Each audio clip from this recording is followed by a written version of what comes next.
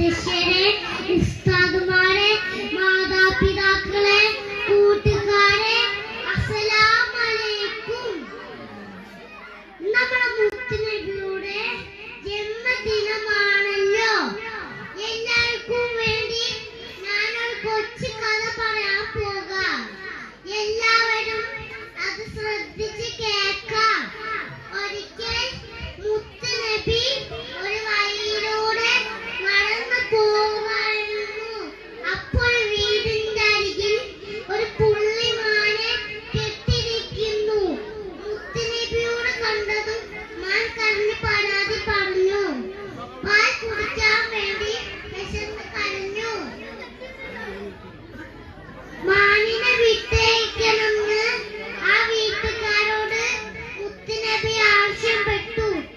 ഇത് കേട്ട വീട്ടുകാരൻ മാനിനെ അയച്ചു വിട്ടു.